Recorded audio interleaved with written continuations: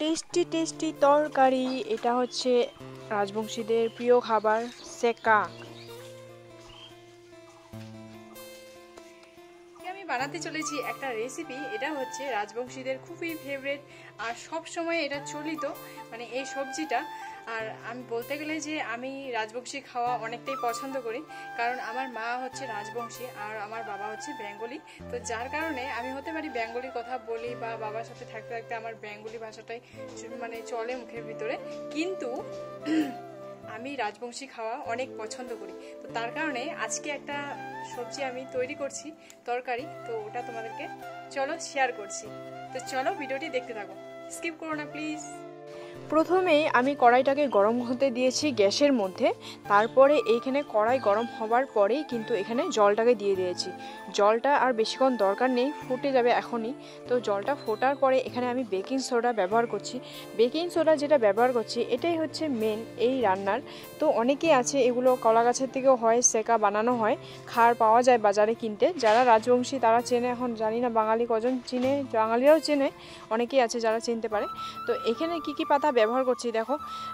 এইখানে আমি কচু পাতা, মিষ্টি কুমড়োর পাতা আর সজনা পাতা, এই তিনটা পাতা দিয়ে আমি কিন্তু আজকে এই সবজিটা বানাবো। সবজি তো নয়, সেকা বানাবো, সেকা। আচ্ছা, এখন আমি এখানে পাতাগুলোকে দেওয়ার পরে একটু নুন দিয়ে দিচ্ছি পরিমাণ মতন, যেটুকু নুন দরকার সেটুকু দিলাম। তো দেওয়ার পরে এখানে আর হলুদটা ব্যবহার করব না। হলুদ ছাড়া দেখো এখানে আমি ডাল ঘুটনি নিয়ে নিয়েছি। এটাকে ভালো করে গুটাতে হবে একদম সুন্দর করে। বেশিক্ষণ প্রয়োজন নেই এখানে, তোমার সময়টা বেশি লাগবেও না, 3-4 মিনিট তুমি সবজিটাকে কড়াইতে রাখলে। তারপরে এইখানের মধ্যে কিন্তু তোমার ওই যে রসুন আর লঙ্কা, এটাকে একটু আধা বাটা করে ওখানে দিয়ে দিলাম। দেওয়ার পরে এটাকে আবারও ভালো করে গুটাগুটি করে গুটিয়ে নিয়ে তারপরে এখন এখানে আছে এটা দেওয়ার মতন চালের গুঁড়ো। চালের গুঁড়োটাকে পেস্ট করার পরেই চালের গুঁড়োটাকে এখানে দিয়ে দিয়েছি। এখন চালের গুঁড়োটা দেওয়ার কারণ এই যে এটা একদম গাঢ় হবে, তো দেখতেও সুন্দর লাগবে, খেতেও ভালো লাগবে।